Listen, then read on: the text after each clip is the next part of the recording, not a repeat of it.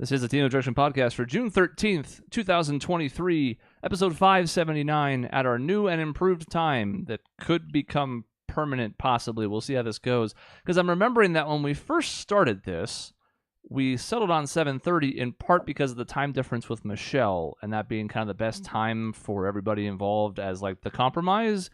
And Michelle is no longer part of the show, so she did. Maybe actually, I don't know. She's I gone. mean, have you heard? I think she posts on like social media sometimes, but I don't know if it's her. I wouldn't know. I wouldn't know. Could be a robot. We don't know. Yeah. Could be. AI is pretty good. So we don't want to push it too much later than this just because, well, first of all, we all have stuff to do. We record something after this usually, and also there are people who do tune in from a few different places. So, like, this is 11 o'clock East Coast time. I'm not super worried about y'all East Coast folks, but still, for the time being, we're going to be here because Dave's got a commitment a little bit earlier on Tuesday night. So just get used to that. If you listen to the podcast, of course, you're not as worried about that because you just get it on Thursdays still. But if you're joining us Tuesdays live, 8 o'clock AZ time, not 7:30, for at least the foreseeable future. If you're joining us on Tuesdays live, I don't want you to miss that we were just talking about beauty routines, and I was telling Dave he really needs to get on top of his. Why? I got the eye things, face masks. I have a moisturizer, a serum. It's all about the serum these days, Dave. The goal is to look always half your age, and it gets actually easier when you think about it. You know what I mean? As you add years, yeah. Yeah, like when you're 30, it's really hard to look 15. But when you're 40, you can like sort of stretch 20. When you're 8, it's really hard to look like you're 4. So right, that exactly. So as you get older, when you're 70, you can like pull off an old looking 35. No, you cannot. Yeah. Well, that's the goal. You can't because you don't do the face stuff. It's a beauty routine, Dave. What I'm hearing is that Sean thinks I'm ugly. That's no, what I I'm don't hearing. think you're ugly. But look, you put so much attention into your hair. Why don't you do it with your face? I don't put attention to my hair. Yeah, you always do. He's out of all of us, who has the most styled hair? This is an easy question. I mean, it's me. It is me because I use some gel. I was saying that he uses any product, but yes. Yeah, and even with cuts. When you and I go to get a cut, we're like, make it this but shorter. Yeah. Dave is like, I do like a thing. No, same thing. Oh, I have a kid. Hang on. And then they're like, hey, after I get my haircut, they're like, well, do you want any product in your hair? Like this and this and this? And I'm like, no. Yeah, I'm like, no. Are you sure about this? And I'm like, no, I just kind of run my fingers back through it, and then I'm good. I like the way it looks this way. Did I tell you? I asked, like, basically what I do, like, just make it shorter. And the woman was like, I hate her. I've never had this woman before. I never want her again. She's like, do you want me to, like, do something, like, weird? Like, give you, like, a fade or whatever? And I was like, no, like, just like this, but shorter. She's like, really? I was like, yeah, especially now. Please just listen to me. Shut up. I wish it wasn't such a faux pas to be like, I think I'm good, and just get up and walk away, because I might have wanted to. Yeah, it took me a long time to settle on a way that I liked the way I looked. It was actually, this is kind of funny, a photo at Sean's bachelor party was the first time I looked at myself in a picture and I was like, I look okay. Like, it just, the look of what I was wearing, the length of my facial hair, the way my hair was, and the fact that it was gray doesn't really bother me anymore. I've gotten used to that. It's been a little while now. So, like, a few years ago was the first time. So now that I found something, I'm not like never going to experiment or try something again, but I'm like, no, I like this look. So unless I have a compelling reason, I'm sticking with it. I'm good. You know what? Looks are important because it has to mix. I want to look good, but it also has to be a nice balance of like, I get out of bed in the morning and I'm ready to go. I don't want to like have to fuss with it, style it a certain way, get out the product. I want to wake up 5 minutes before a meeting and be at the meeting. I woke up like this, just so you know. I didn't do anything this morning. But you have product left over from before. You may be right, but still, I woke up like this. Yeah, well. Also, I'm not doing all this shit at night, so. Yeah, but when you go to work, you do something. No, I mean, I went to work today. I just woke up out of bed, and my hair was like this. Okay, yeah. That's good. I'm glad you have a good balance. I don't, like I knew girls in high school, and probably men and women still do this today, but they would get up at 4. School didn't start until like 7:30, just to like makeup, hair, shower, all of it. I was like, God, I remember meeting Chris. I remember meeting Chris to go to school at 6:45, and I think I woke up at 6:30. if I was lucky. Well, yeah, especially because for me, I was sometimes working until bashes closed at 11, which means you didn't leave at 11, and you didn't get home at 11, certainly. So it could be after midnight some nights. So, yeah, you best believe I was getting every minute of sleep that was possible. Yeah, I have a ratio for like when I have to wake up. If I have a meeting at 8, I wake up at like 7:45. If I have a meeting at like 6, like I did the other day, 5:58 is when I'm waking up. It shrinks the earlier I have to go. Because it can't be 5:59. You need that extra minute to kind of be conscious and make sure you don't like accidentally stream live. Make sure I get the call. Yeah. So you got to make sure it's a little earlier by about a minute. Yeah, exactly. Jeez. I'll give you my routine, Dave, if you want. I researched all the products. Macy's like, it's a scam. I was like, it's not a scam. These are like, I'm not expecting, a miracle. I just, results? You're supposed to take care of your face. And I got. It is nice to not expect results. Yes, you're right. No, that's different. There is results. But if you're seeing change already, it's like probably, it's like, it's too late to go backwards in most cases. It's all about preservation. So I like how you slammed the door on your kid too. You were like, no, Alex, you can't be here for this. You don't even know my kids' names. Fantastic. Well, I didn't really see him. It was either Alex or James. They're 50-50. He was barely in frame, I suppose. I'm not exactly eager to come to Sean's defense, but the way it's cropped, we can barely see, So you saw the title of the episode. You probably thought there's no apostrophe. I know grammar better than that. It just his sun's out. And we already did the post-mortem on the Phoenix Suns themselves, so we're not going into that. We know what happened at the end of the season. There's still a large number of question marks about the offseason, particularly when it comes to roster construction, and we already talked a little bit about Frank Vogel. So instead, we're going to do kind of one last Suns cast of the summer because there's not going to be a whole lot to do. We don't care about, like, Summer League, for example. That's stupid. And there's not going to be a lot to say before training camp. Can I say one thing? It's like a final word because I wasn't here for the postmortem, or maybe I was actually. You were not. But new things have happened. I just want to say the way that Denver rolled through the entire league, I feel a little bit not so bad about the way the Suns went out. I'm not saying we shouldn't have fired Monty. I'm saying there's definitely more to it. Anyways, they just killed everybody. Suns actually did the best of any team. We got blown out in the games that we lost, so that's not great. But we won the most of any team against Denver. I mean, if Chris Paul didn't hurt his hamstring, we hold on in game 2. All of a sudden, we go to 7. All other things being equal, they probably it's kind of like, hey, but yeah, and we can what if it to death, and those are legit. To be fair, like some of those, are like that might have changed things. Who knows? But I walked away from this feeling much like I did with Milwaukee, where I was like, we were not the better team, at least in that series as played. Mm-hmm. Yep. So I take a lot more comfort in that than I do against a certain other team in the year in between those two. And I think that's why he actually got fired. It was like the Dallas series. Like just being on very, very thin ice. Back-to-back years, plus losing Ayton, plus obsession with Shamet, plus... It's nothing against Monty, who had his introductory press conference with Detroit today and talked about how his wife actually was diagnosed with breast cancer during the playoffs. So once again, Monty just the stand-up individual dealing with everything in front of him and being an excellent human being. So I wish nothing but success for him. But I think it was time for a new voice in the locker room, which is a stunning thing to say after 4 years. But like we talked about, Michael Malone is the 4th longest tenured coach in the NBA. There's only 4 coaches who have been in their team for more than 4 years. How many years, Michael Malone? 8. Damn. 8 is 4th longest. Man, there's so much I could jump into with this, and we shouldn't. We should get to what we did today, but at another point, I want to talk about all this. Yeah, I mean, we can do an off-season show at some point because we can fold the Suns into it, but there'll probably be plenty of other interesting stuff. Hold on. It's Pop, Spo, and who's the third guy? The guy who named his son Nick. Steve Kerr. Nope. Oh, right. Because he named his son Nick Kerr, and I had to be very careful about how I pronounce that name because if you bring those syllables together a little bit, Let's call him Nicholas. Let's call him Nicholas Kerr. Yeah, yeah. Always. So Pop obviously because he goes back to the 90s, and then Kerr and Spo are on a tier of their own. Then Michael Malone, and then Taylor Jenkins is 5th. So it doesn't really have the same. So it's really interesting. The coaching roulette that we're going on right now seems to be sort of the same as the player empowerment movement, where it's you may not be on a team for very long. Mm-hmm. All right, Anyways. well, you know what? I'm excited for the show that we're doing. I think it's going to be contentious in a good way. I have a couple hot takes. Yeah. I have a couple.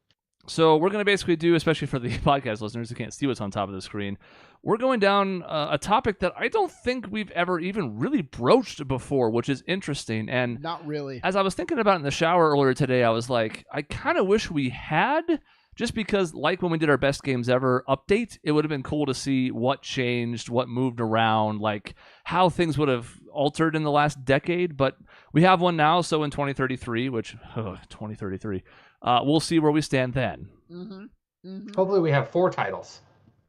Yeah. I hopefully we have one title. One.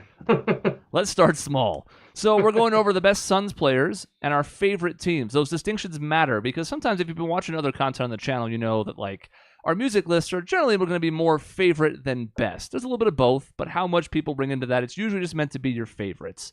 Whereas our best games ever list, had it in the title, was best. So we're talking from a more critically acclaimed standpoint, like all these metrics and things that you can measure. So it's kind of hard to compare teams from different eras. I don't know what the 2023 Suns would do against the 1976 Suns. Probably beat their ass because the 76 Suns weren't very good. But, like, there's really no way to know, and it's kind of silly to try. So those are going to be favorites, how we connected with them, what stood out to us, where we really, like, followed the team ride or die. The Suns players that are the best is going to be best because fuck this up. My favorite player, like Lou Amundson's one of my favorite Suns of all time, but he's nowhere near the top 40 best Suns players of all time. So like, very different list that one. The only way I fucked it up is I think I did best on both. So I'll adapt. I'm a professional. We'll figure it out. I can do this. I got this. You know the Suns well enough. Yeah. That you can adapt on the fly. So So I'm guessing we teams? should start with players then, so you have time to adapt your team's list. It's all going to be like super on the fly because if we're starting with players, I really want to get into the players. But I'm fine starting with players. Who should go first? Yep. That's a good question. I'll start. I'll start. Wow. I'll start. Okay. I'll start. I don't know that it's. Do you want me to give my top 10 or just my number 1 or You number did 10? a top 10? We're supposed to do top 5. I did a top 10. Oh, fuck. I had top 10. On players and teams or just players? Just players. Just players. Oh, boy. All right. So I I'm gonna start actually with my did a number top 10. 18 on players, but I'm not doing that. Okay. I thought about going farther, We'll but I start only at the did top bottom. 10 on players. Yep, You know number what? 10. Like, blow through your 10 through 5. Like, Okay, like 10 through relatively 5. quickly. 10 through 5. Number 10, Dan Marley. I don't know. Number 9, Paul Westphal. Number 8, Chris Paul. Okay. Number 7, Kevin Johnson. Number 6, Connie Hawkins. Chris Paul is so hard for me because he's Mhm. such a huge part of one of the best teams we've ever had, a couple of the best teams we've ever had, but he's potentially going to be a Sun for 3 years. Well, and so I thought about that exact same thing because Chris Paul, this was the hard one. I was like, holy crap. I started this list and I originally had Chris Paul at number 10 and I started thinking, I'm like, okay, what other player came here in a massive trade, made the finals their first year, had possibly a better team the second year and flamed out in the second round in 7 games, and then fell off a cliff at the end of his third year and might not be in the team at the end of the fourth year? Oh, Charles Barkley had the exact same trajectory. Yet, Charles Barkley is almost at all the top or near the top of every best Suns player list. Why is Chris Paul not there? He's got the previous accolade. He's got all the accolades here. I think I might be low on him, honestly, putting him at number 7. That's fair. You want me to rattle off mine real quick on the low end before we get to our top 5s? Yep. All right. Number 14, Dan Marley. Ooh, okay, sorry. Number 11, Chris Paul. Ooh, Because I'm not going to fault anybody for putting Chris higher for some of the reasons Dave just mentioned. So I'm not trying to do this to throw shade. But my hot take is only 3 seasons. And I value like a Dick Van Arsdale's contribution to the Suns a lot more than Chris Paul's because he wasn't even the best player on the team. Now, a little bit of that is me pushing back against the narrative that existed, especially in that first season where it felt like Booker was not getting enough credit and Chris Paul was getting too much. I mean, Chris Paul made 2 All-NBA teams in those 3 years. Then again, to continue the Charles Barkley thing you mentioned, he won an MVP. So even then, not quite the same impact because that was Charles's team. He talked about how, like, with Kevin and Dan and some other folks, like, he's like, oh, I'm just trying to fit in. It was Charles Barkley's team. It's not Chris Paul's. That's fair. And now, more than ever, especially after the last season, it's become clear that, no, Devin Booker's just him. And Chris Paul was very, very good, but we already saw the spark of that with Ricky Rubio. Mm-hmm. So I'm hesitant to give him too much credit. Now, again, 11th in 3 years is pretty good, considering that this franchise has had some solid players play for it. But they're both off my list. My 10 through 6, let's see, are Dick Van Arsdale. Was he the original son? Yeah, well, the quote unquote, yes. Yeah, right. Yeah. 3 All-Star teams, 9 seasons with the Suns. Jason Kidd. I thought about that one. 9th. Only 4 years here, but once again, like, they were successful for almost all of those. There's one really bad year in there. But, 15, 7, and 10, 2 steals a game, 3 All-Stars, 3 All-NBA, 3 All-Defensive teams in those 4 seasons. So I was like, wow, I don't really like Jason Kidd overall, and this was before he developed the jumper, but I kind of got to do it. Paul Westphal was 8th. Yeah, so I'm a spot above Dave. Somebody who I think is chronically overlooked on these lists, and I unless Dave has him in his top 5, which I would be stunned by, Walter Davis. Yeah, God, his sweetness. I thought about putting him as well. 10 years with the Suns, 21 a game, 4.5 assists, 1 Rookie of the Year, 6 All-Stars, 2 All-NBA teams, 5 50-win seasons in an era of the Suns that's kind of forgotten, late 70s, early 80s. Was that after all the drugs? That was before all the drugs. Oh, no. Yeah. All the drugs from the mid-'80s, the same time Len Bias died. Okay. Mm-hmm. And then number 6, Amari Stoudemire. Ooh, number 6. Interesting. Number 6. Yeah, it's Stat is an interesting person, and just because of the offensive force he was, oh my God, like it was. There'd been players like him before who dunked as hard as him. Sean Kemp comes to mind, but holy crap, he came in the league and everyone was like, "Whoa, what is this guy?" So I don't know, he was fun. I think Amari is part of what ruins DeAndre Ayton because it's the same franchise, and there haven't been many players like Amari even since then. Even as athleticism has continued to grow in the league, you could have somebody who can finish in the pick and roll and on lobs like a Clint Capella, but who has nowhere near the all-around offensive game Amari did. So, Ayton's got the touch, the footwork, but can't catch a pass and sure as hell can't dunk. So, when we compare him, we think about Hakeem Warwick as the Amari comparison. No, I actually think Ayton gets a lot of comparison and it hurts him. You took my point word for word. I think as a Suns fan, people are more critical of Ayton just because of Amari. Yeah, for sure. Everyone says, man, if you could just have him dunk or like Amari, he'd be unstoppable, which is true, but you can't just meld players together. So, You can try. The only other player who finishes sort of like Amari to me is Giannis. But even Giannis is different because he's got more like Euro step, side-to-side stuff where Amari went right at people. The difference is Giannis goes through them and Amari kind of went over them. I guess you could say John Morant. Kind he's of. a smaller player, the but fearlessness on attacking the rim, kind of. Yeah. And to be clear, my top 6 was a separated bunch. So even though Amari is 6th, there was a gap between him and Walter Davis, and it was pretty sizable. Yeah. All right, fine. I'll do mine. It's really, I did 10 through 6 right now. So Dick Van Arsdale, Dan Marley, Kevin Johnson, Chris Paul, Amari Stoudemire. Wait, maybe I did too many. I think you did. And then Sean Marion rounds it out. 1, 2, 11. 3, 4, Sean Marion. 5. So No. Don't get to Sean Marion. Don't touch Sean Marion. He revealed his number 5. Stops at Stoudemire. So I had it right. Van Arsdale, Marley, KJ. Marley, KJ, Chris Paul, Stoudemire. Okay.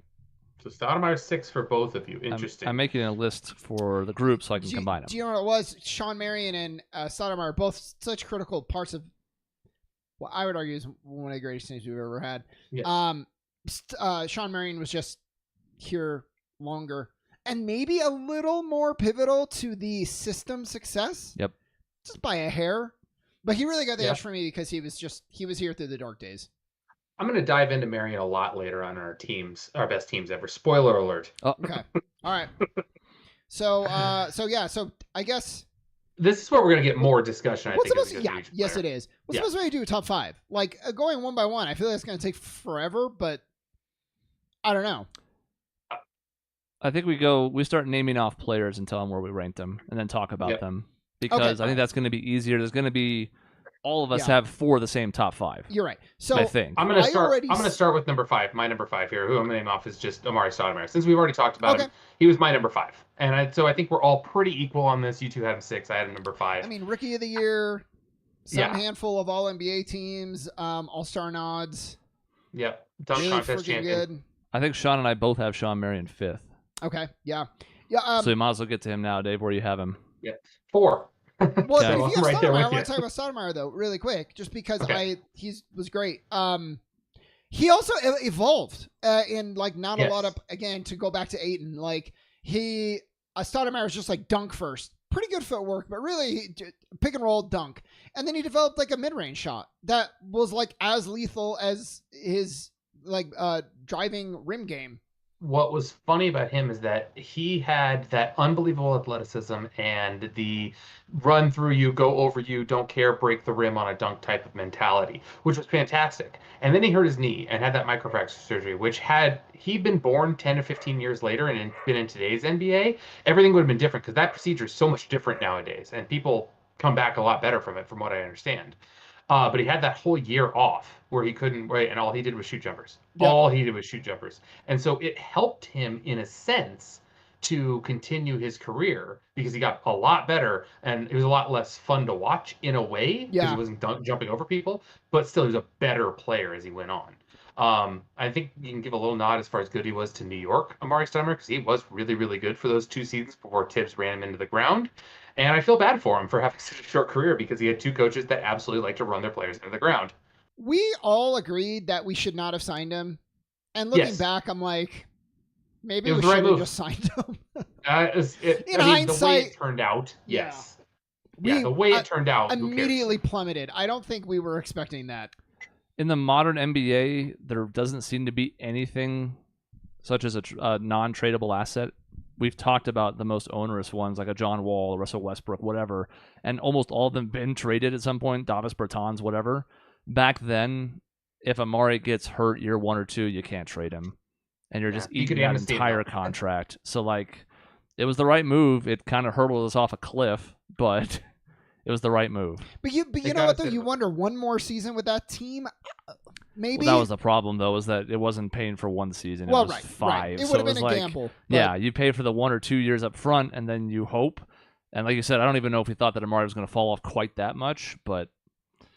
Retroactively, I think it was a bad move, actually. Like, at the time, you almost have to do it, but looking back, we were so bad for so long after that anyway, we might as well have just rolled the dice. Well, and no one knew that it would happen, but if we would have just signed him, we could have amnestied him a couple of years afterward with the new CBA that came through. So we actually could have gotten off of it pretty easily. So yeah, we didn't know. We didn't know. And, Nash was about to fall off a cliff himself. So I wish he would have rebounded better. He was like a fine rebounder, right? But yeah, he was not very big, and that was his thing. No, and that was something that actually not recently, but like last year or so, I watched a bit of the Game 6, I think, of the Lakers Suns series in 2010. And it was a stark contrast to the 21 Suns, which are so good at defense, because I watched Amari and like, Pau Gasol is just like running circles around you. It's kind of stunning to see how bad he was on defense. Yep. And so like he could be good defensively if he really put in the effort. He had some good weak side help as far as blocks go. I don't know if he just didn't have the court awareness or what, but that was his biggest flaw. To develop a great defense. Absolutely. Well, I think the common denominator there is all 3 of us have Marion right above Stoudemire, and for me, the defense was the deciding factor. 100%. I mean, he did everything. Defense, rebounding, huge rebounder. He was just like the glue guy, and that's almost like an insult because he was so much more than that. But yeah, that's part of why you. One of my favorite plays in Suns history was Sean Marion getting that rebound, kicking out Tim Thomas. I mean, that guy played 45 minutes that game and somehow got his rebound and jumped out and got a pass out there. Yep. Great defense, great rebounding. Decent shot, decent offensive ability. He would frustrate you at times, but I mean, he got the toughest assignment every night. Yeah. And there were other players that did that in this era. You think of Tony Allen, you think of Bruce Bowen, you think of whomever, Tayshaun Prince. None of them did what Marion did on the offensive side. Mm-hmm. And that was without really ever having a play called for him, drawn up for him. It was all just be scrappy, set some picks occasionally, roll, shoot threes with your weird-ass motion, and get offensive rebounds. And, and obviously he was also very good in the fast break. So, like, he managed to get, 18 points a game in a Suns uniform, and it was without having a play design for him at all. Pretty impressive. And doing all that. And the only thing I think the only thing that knocks him down for me a little bit a peg, because I do have him higher than Stoudemire because of the defense, because of what he meant, especially that 05-06 team where Stoudemire was out. Like, we lose Marion that year. Oh, God, we're done. Like, there's nothing that mattered that year if we lose Marion. But he then had that ego. And, like, I don't know that I could fully understand how someone could be like, you're on the Phoenix Suns. This team is a championship contender for a 5-year window. Who cares if people think you're the second or third best player on this team?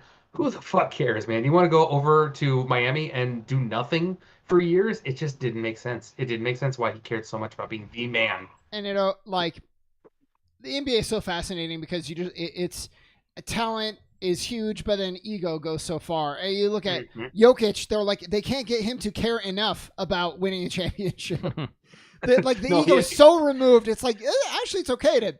We would like you to go to the parade if you can make it. No, I have to go home. Yeah. I had to spend 3 more days here. Gross.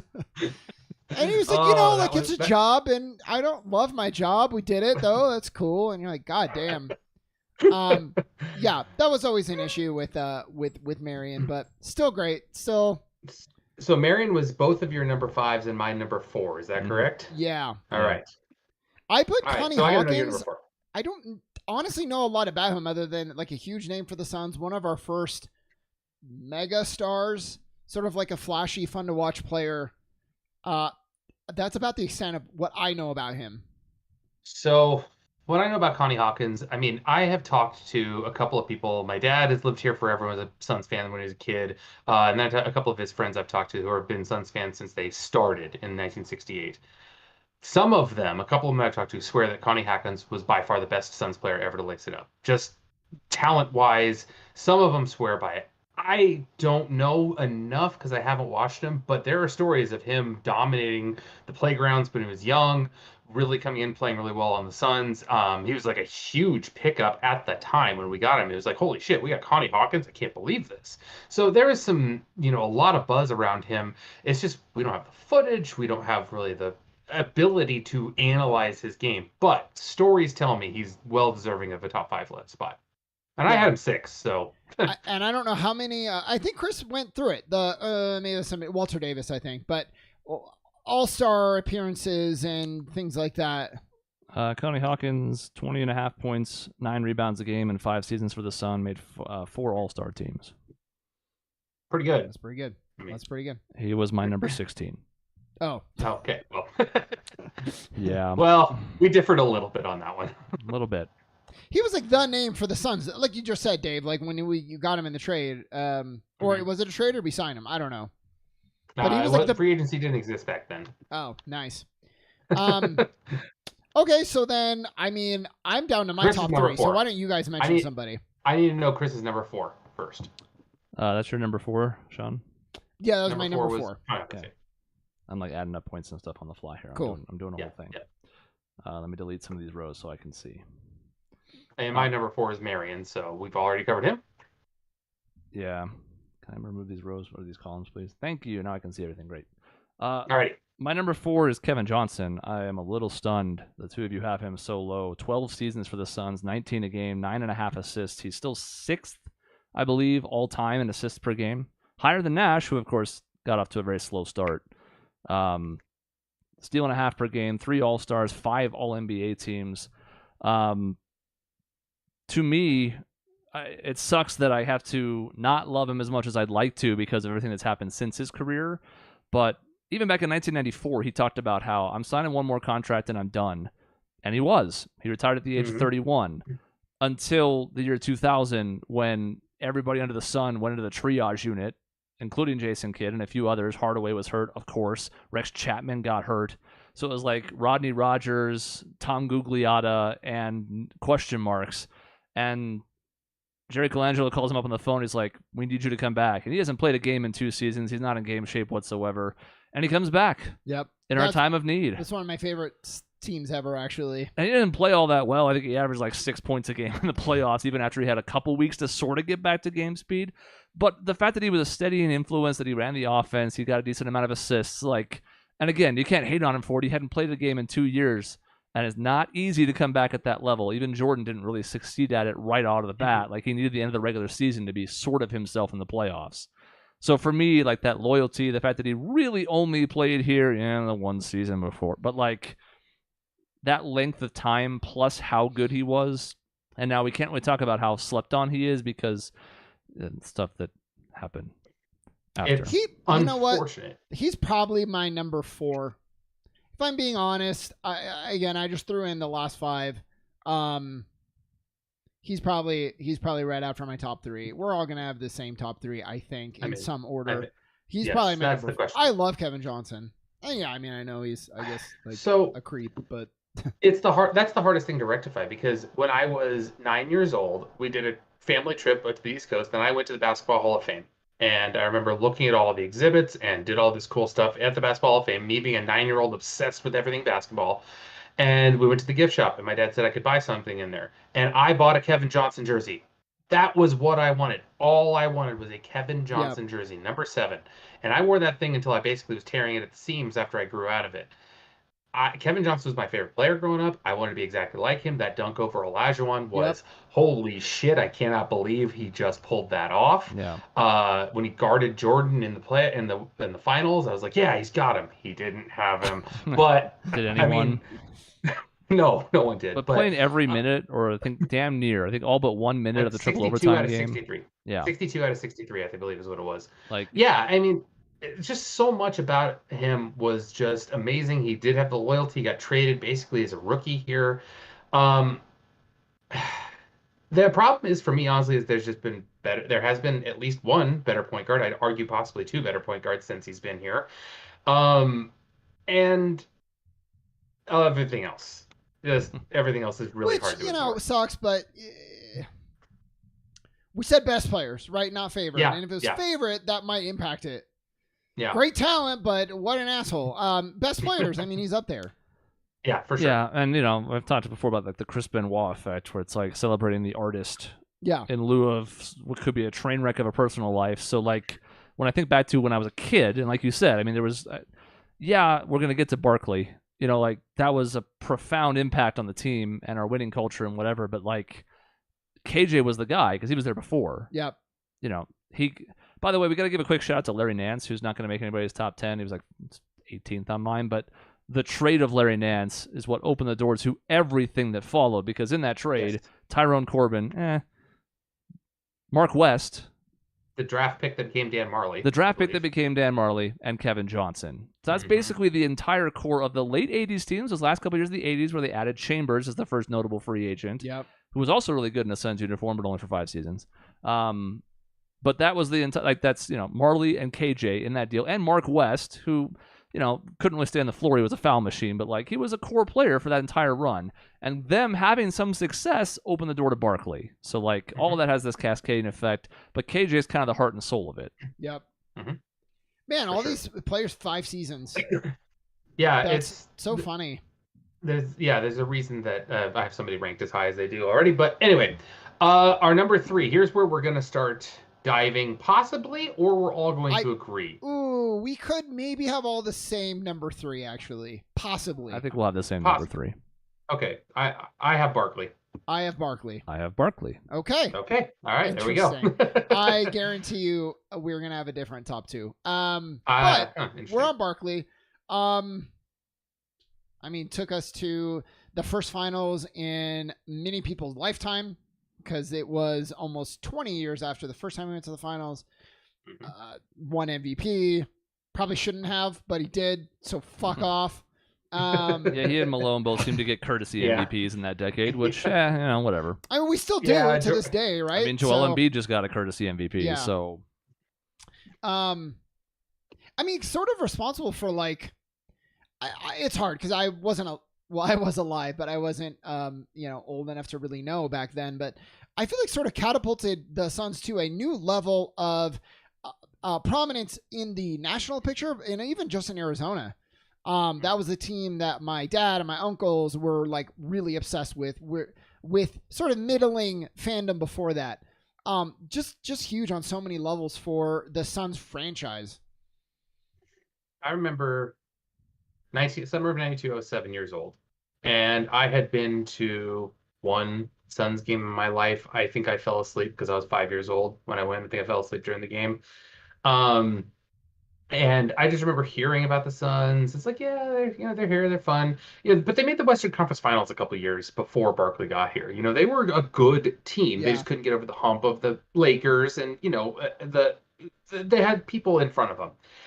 And when they traded for Barkley, everything changed. And I remember becoming a Suns fan with the combination of the Dream Team in summer of '92 and Barkley being on it and being like, oh, hey, that's my player. That's on my That's team. another great point. Yep. Huge deal. Like, that was all of that at a 7-year-old time was so influential on me. And Barkley, I have kind of to thank for that because he gave the team attitude, swagger, the best team in the league record-wise that year. I don't know what else he could have brought to the Suns in that year to give them national prominence, respect. We were already a very good team for years. The Suns have only missed the playoffs. Before this last decade, they'd only missed the playoffs a handful of times in their history. And Barkley just kept that going and brought him up to another level. And it's just disappointing to me that we didn't take advantage of the non-Jordan years in '94 and '95. That's the biggest disappointment for me. Those hurt more than '93. Kind of like last year hurts more than 2 years ago in the modern team because those had higher expectations and feel like wasted opportunities. And we're going to talk about the benefits of expectations versus not when we get to favorite teams. But I'm with you. It's frustrating because, like you said, we were the little team that could. No more so than the 75-76 team, which was underdogs the whole way. They flirted with 500 the whole season before making a finals run. And they had good teams at the end of the 70s, like we talked about, the Walter Davis, Paul Westphal era. They fell off a little bit in the mid-80s briefly with the drug stuff. And then again, with this core we just talked about with Marley, etc., KJ, like they bounced back. But that team wasn't winning a title without Charles Barkley. Yeah. As good as they were in 92, not nearly good enough, especially in the Jordan era, to get over the hump. Barkley was different. So even though he was only here 4 years, because he came here in the middle of the season, left in the middle of a season, and I mean, like, look at 23 and a half, 11 and a half boards, 4.5 assists for a power forward in that era, a steal and a half per game, almost a block per game, all 4 seasons All-Star, all 4 seasons All-NBA, and the MVP you mentioned earlier. He might be the best player who ever wore the uniform, except for Shaq, who obviously we're not talking about as far as the greatest Suns. But, like, he has such an impact in a short time that I feel like the only reason we can't put him higher is the 4 years. Otherwise, all of us would have... Like, if he was here 6 or 7 years, I feel like all 3 of us have a tougher decision. But that's why he's number 3 for all of us. Weirdly, too, it hurts a little bit, right? That those... Because it was 3-1 both years, right? To Houston? Sure was. I thought it was 2-0 both years and then 3-1 one. I think it was 3-1 both years. I remember 3-1. But I could be wrong. This could be like at this point a legend that has spawned. That would hurt so bad. Oh yeah. I'm glad that I was a kid and didn't fully get it at that time because I'd be catatonic blowing a 3-1 lead with Mario Ellie with the kiss of death, whatever. I'd just be catatonic. Like, I feel like I became a big fan the year after what would have been 95. So like 96 was the first year I really started following the Suns. Thank God, in a way, that I would have just cried. I remember being in a restaurant and my family was losing their shit because they're like, I can't believe they're going to do it again. What's interesting is we've never played the Rockets in the playoffs except those 2 years. Wow. So our all-time record against them is 6-8 because we lost both series 4-3. Dave's right. It was 2-0, 94, 3-1, 2-0 and 3-1 in 95. Lost game 5 in overtime in 95 at home. So that one is especially painful because we lost 3 straight and then won game 6 in 94 and then lost game 7 in a close one. Lost by 1 point in game 7 in 95. So that was like that close. And who knows? I mean, again, you can't be like, well, we would have won the title, but I like our chances. Yeah. Against the Knicks and the Magic, if we make the finals. I don't know. Who did the Rockets play in the Western Conference Finals those years? Do you have that? I don't remember. Okay, that's fine. But yeah, I mean, Barkley, like what he put us on the map in a way that no one else had before, even though we had very good players before. That mattered. I mean, honestly. Yes, it did. Yeah, I can agree with that. Like the scene, one of the major scenes of where the players get their talent taken is him in a Suns uniform. Yeah. At Madison Square Garden. I mean, it mattered in a way. It connected with people in that era in a lot of ways. And I think of like the Gatorade commercial where he was like, "I'm not a role model." Like all these like huge things, which is like, you know, when you have the debate of like LeBron versus MJ, I think a big part of that debate is the impact Jordan had on Gatorade and Nike and like culture, the dream team. And it's not fair, but these are all things that like LeBron, like it's hard to compete with. You know, for Jordan, it just went beyond the numbers. And I think for Charles and the Suns' legacy, like he brought us to a new tier.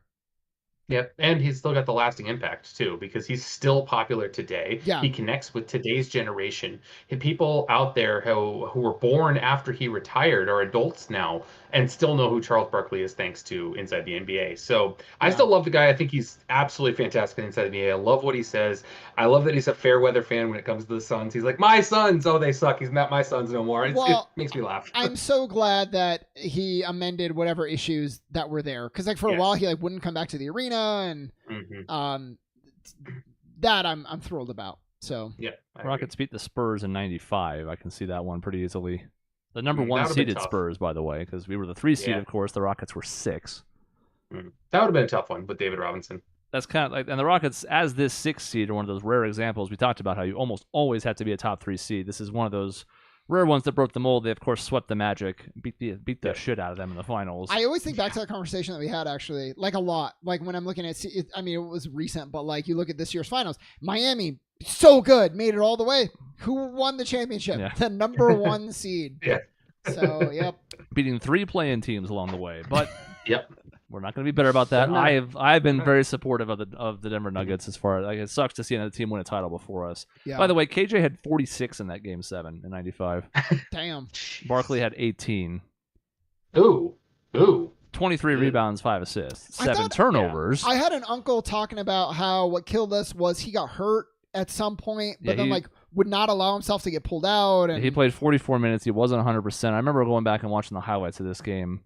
And he was obviously like the main focal point of the defense from the Houston Rockets, and Olajuwon was on that team. What baffles my mind now in retrospect, because I didn't really understand back then, I was like, oh yeah, go Suns, go, but I'm like 10, was the idea of trading him to the team that broke your heart in 2 consecutive playoffs to get back some of those players that nowadays I probably would have despised.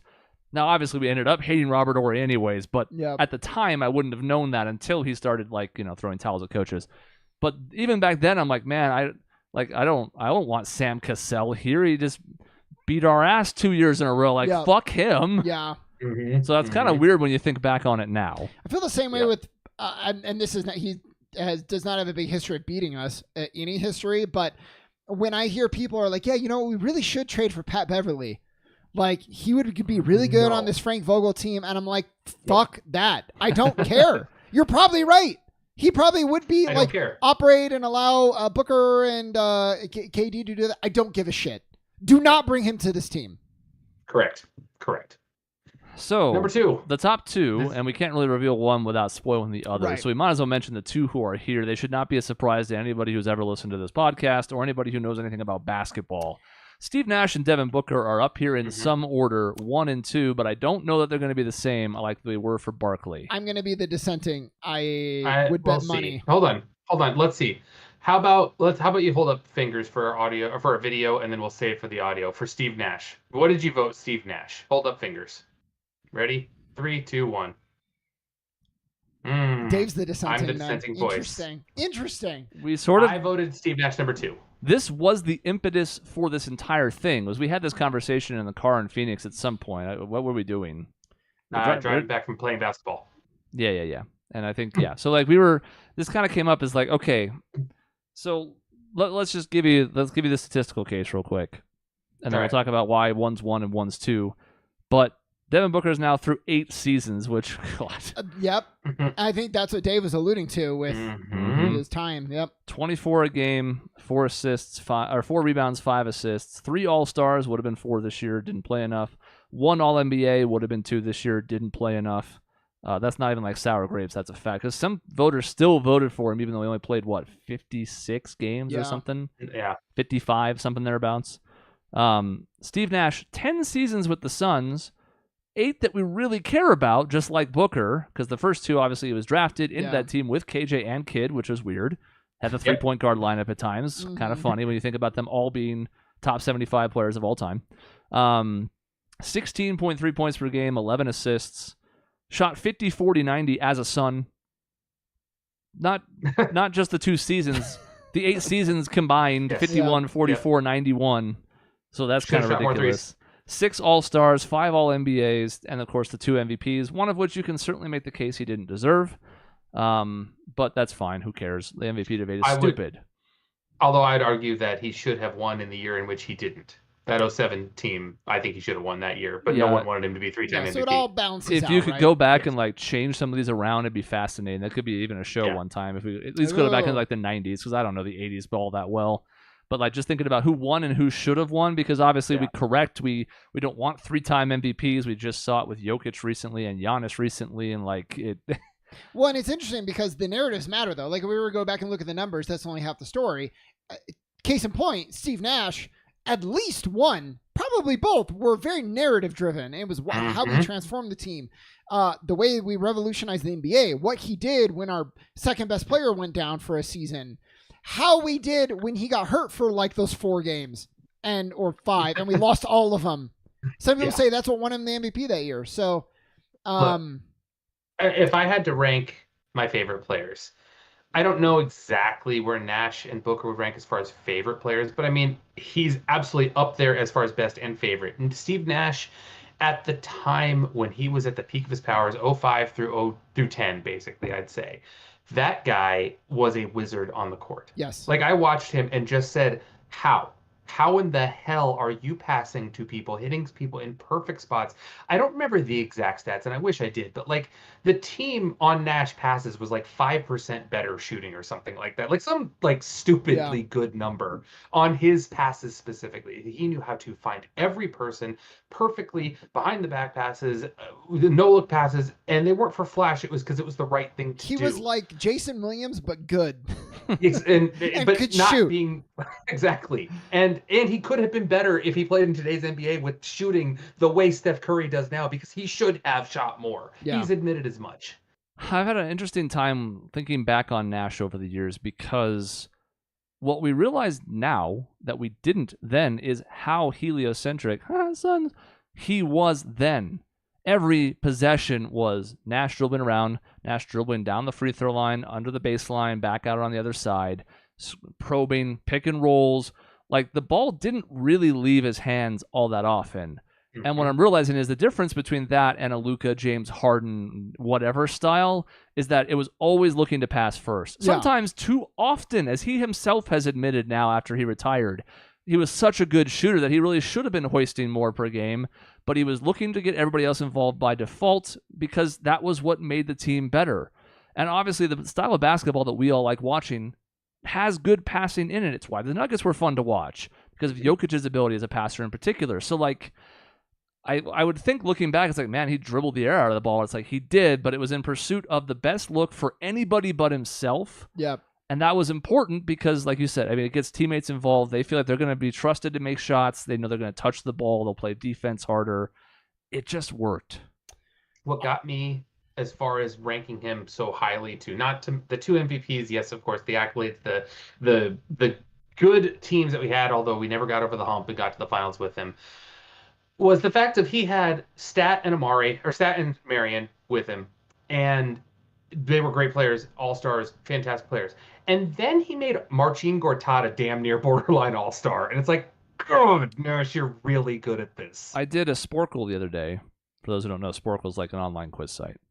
And it was, name the Phoenix Suns leading scorer from each season. And it was a nice way to kind of prime myself for this, because I was like, oh, geez, like Westfall was like 4 years in a row and like blah, blah, blah, right? Marcin Gortat was a leading scorer for the Suns one season at like 12 or 13 a game. Oh, God. It's a horrible season. I think it's 10-11. A horrible, awful, no good season. But it was only because of Steve Nash, because he wasn't that with the Magic before he came here, and he wasn't that anywhere he went afterwards, like the Wizards. So, like, he made Gortat and Tim Thomas and a whole bunch of other players, Quentin Richardson, like a whole bunch of other players, a ton of extra money for making them look better than they were. Yeah. Tim Thomas, huge example. Yeah. Yeah. Well, maybe the biggest example. Yeah, we all know he was a rental at the time. It's like, look, play hard, and we'll get your ass out of here for a bunch of money. All right? Yeah, we knew it was a mercenary case, but still. So He's- like, He's my favorite player of all time. There was just something about when he came here. I liked him in Dallas. I was like, ooh, Yeah. like I want some of that flash here. Turns out he unlocked like a new level. It was a little bit less about the flash and more about just great passing. Well, and the way he came on in 2004 too was just like, hey, the Suns were terrible Yeah, in 2002, exactly. 2003, or sorry, 03, 04. And then 04, 05 came. It's like, the Suns should be good. We got some nice young players. But Nash has been pretty good. We way overpaid for him. We paid him $15 million. Yeah, that's way too much. Funny in today's numbers. And then all of a sudden we come in and we start the season like 20-3 or something like that. It's like, oh, hello. The Suns are fun again. So fun. It was, even when we had good teams these days, a lot of it was still like ISO and all. It was just like no ISO on the team. They're just like fun to watch every time. No. That's why I loved watching all those games because it was just like fun to watch, even when we lose. yeah. And sometimes we lost badly because of that style. It was so high octane, but if you weren't making shots and you weren't able to get out in the fast break as often, they lost games by 30 pretty regularly. Mm-hmm. They didn't lose a ton in that era, but when they did, sometimes it was bad. But you didn't care because you're like, we'll get them next game. We'll win that game by 25.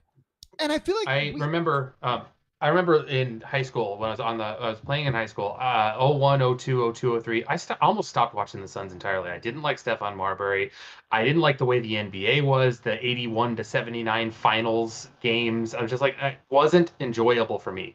I have Steve Nash to thank for really getting me back into it. Yep. Because ever since then, I have been back into it. Well, that's just it. He was a breath of fresh air, not only for Suns basketball, because we had been bad for a season and a half, but also just the NBA. Mm-hmm. Yeah. Because now, I mean, everything is a hyper extension of the tenets of 7 seconds or less, effectively. Maybe not shooting early in the shot clock so much, but pace, spacing, shooting at every position, switchable defenders. Those all started with this team. Mm-hmm. And his media presence was great. He was an awesome personality. I loved the hair for as long as it lasted. I just like everything about him, man. And Dave, I'm with you where I was actually weirdly a huge fan of the Suns still in the years before we got Nash. I don't know if I've ever been more excited in any game than when Marbury. Oh my God, now I can't remember. Hit that like half court shot to beat the Spurs. He banked in the 3 to beat the Spurs in game 1. Yeah. I was like, we just won. Oh my God. Like this doesn't happen to teams I watch. But Nash comes and all of a sudden I'm watching every game. It's like appointment television for me and all my friends, and it was just another level. I loved him so much, and then what he did in 2010, I think, just cemented it. Him and that team. Yeah. So I mean, we don't have to talk about Devin Booker. We will a little bit because we would be remiss not to. But I think we're basically laying out the case for why Sean and I both have him number 1 still. And I wrestled with this one a lot because there was a time in the middle of that playoff run where I was like, that's it. Yeah. Like Booker's number 1. And I thought about it more and I'm like, he doesn't have the accolades. He hasn't had the impact on the league.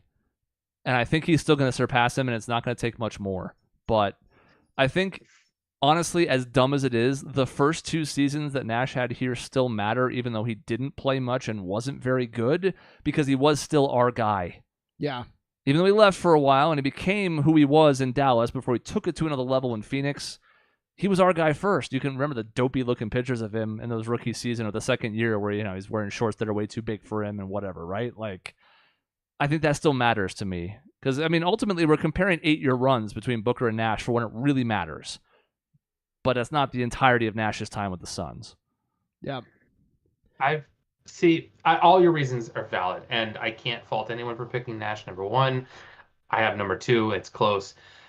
What Devin Booker has meant to me, to the city, over the last 8 years, going through the shit that he did, going through the garbage teams, becoming a good player, becoming a star, being told how, you're empty stats, and then in the bubble picking it up and showing people how good he is because we kind of had nothing else to watch and people were watching. And then the next year you get finally a solid running mate, a 20-point a game scorer, someone who could be an all-star with you.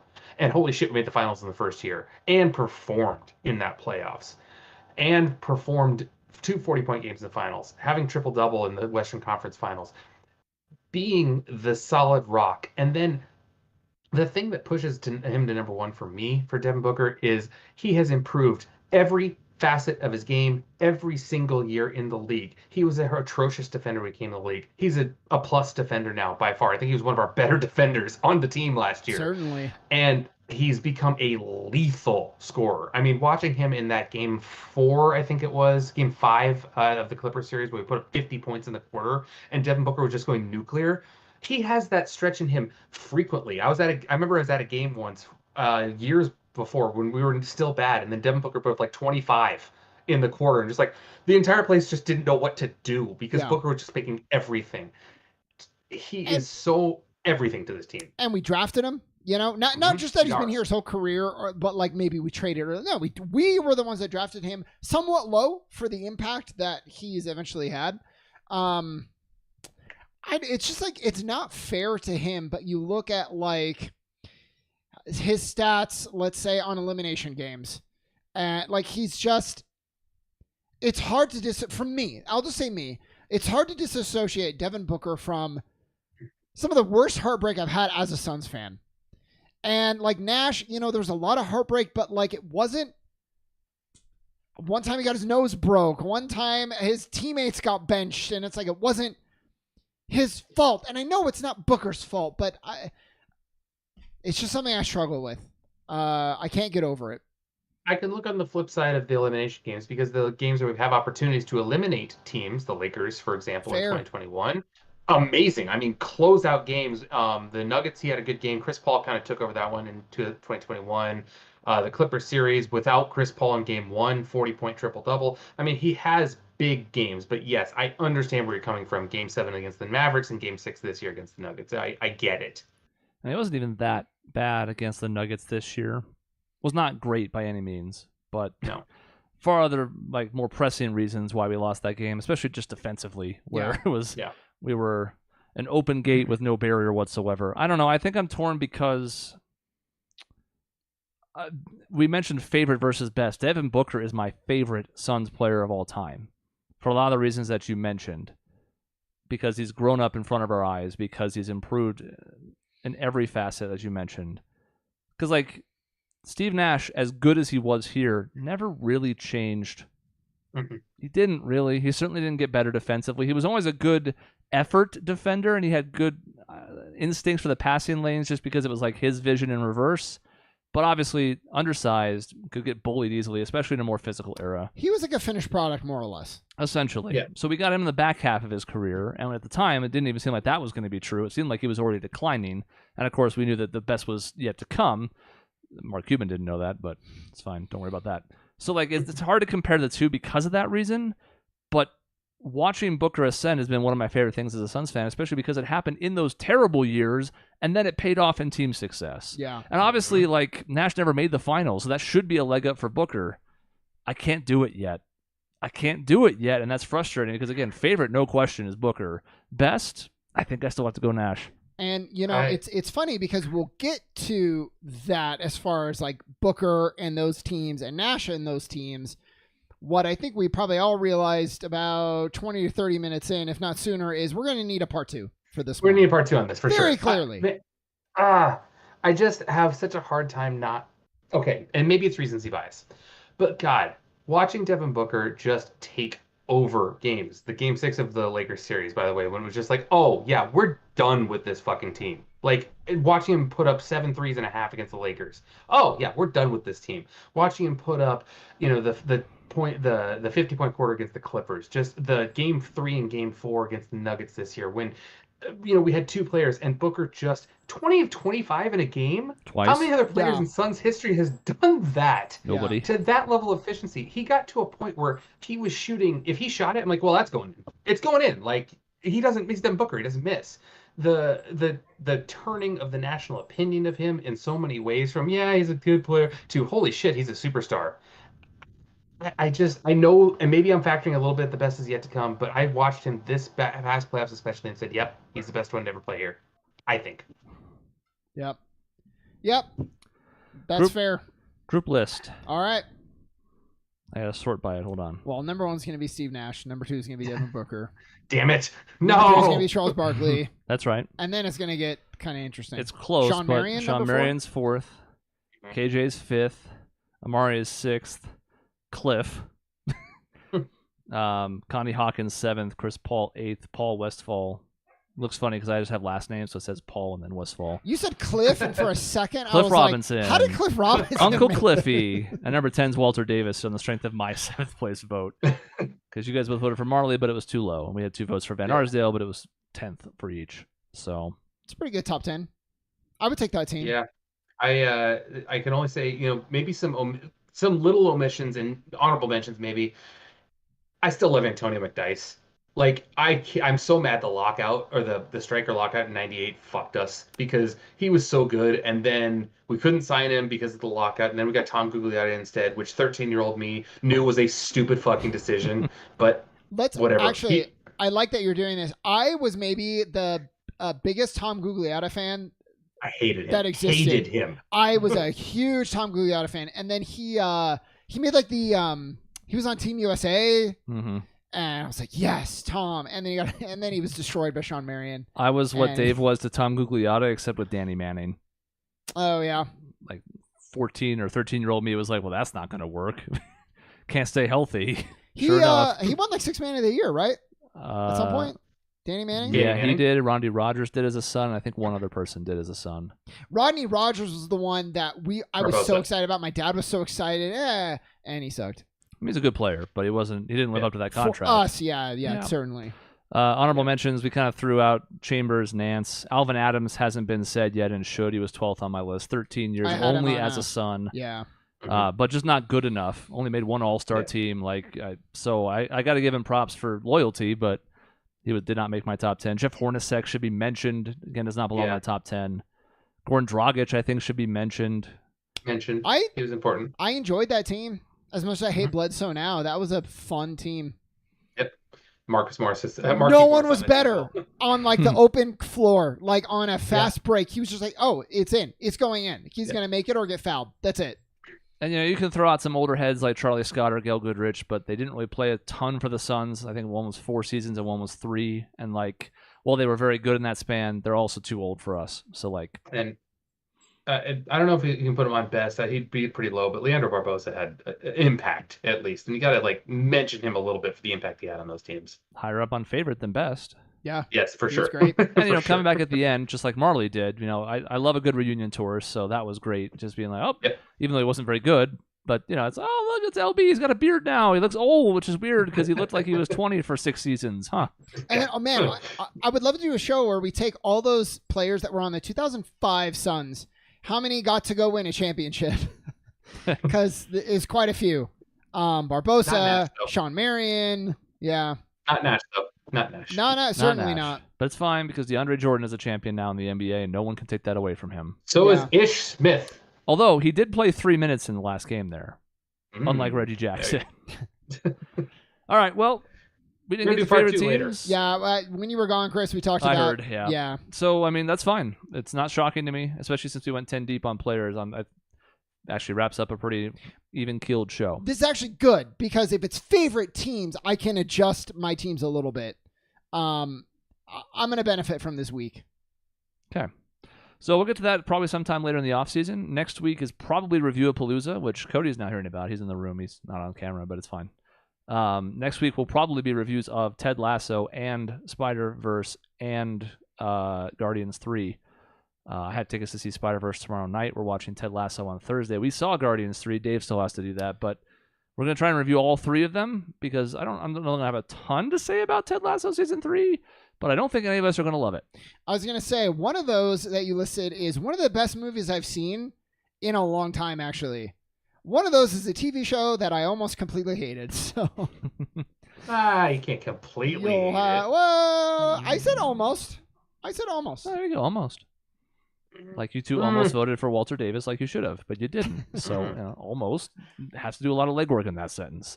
And then we have a game show to get to. We have this at some point in the off season. There's, as usual, plenty of stuff coming up, especially if like Sean's here. We're going to be at 8 p.m. again as a reminder, 8 p.m. AZ times if you're joining in live.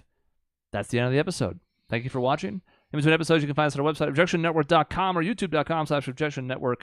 I don't even know what's coming up. That we've just finished the Zelda Top 25. Now there's nothing posting this week, but we'll fix that soon. Stay tuned. Goodbye.